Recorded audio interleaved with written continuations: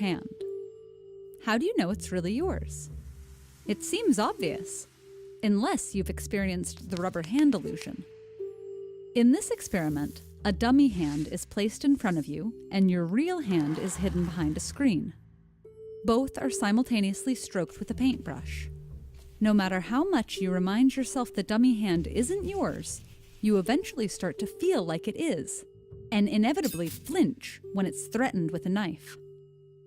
That may just be a temporary trick, but it speaks to a larger truth. Our bodies, the physical, biological parts of us, and our minds, the thinking, conscious aspects, have a complicated, tangled relationship.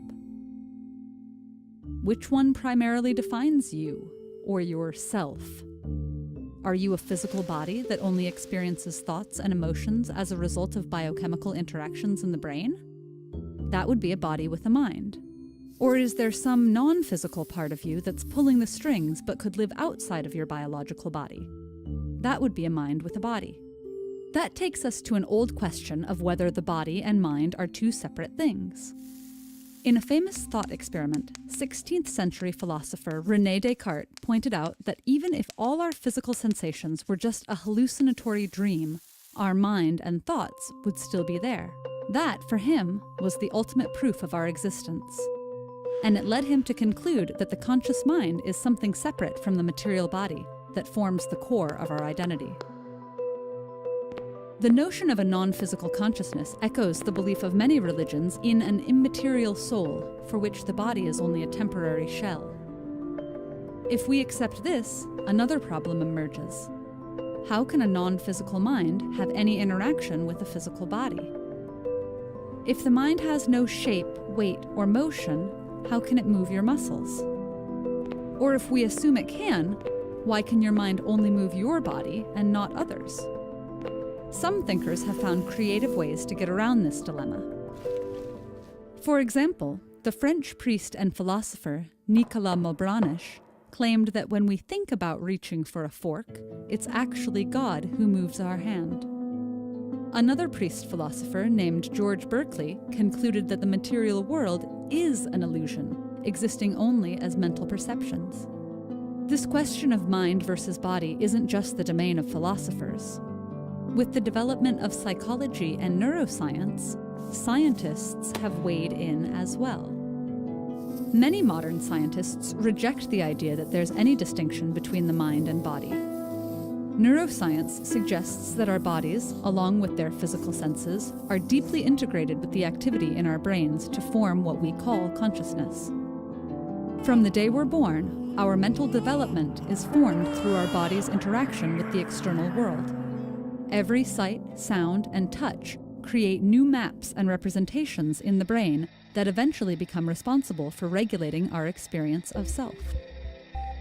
And we have other senses besides the typical 5, such as the sense of balance and a sense of the relative location of our body parts.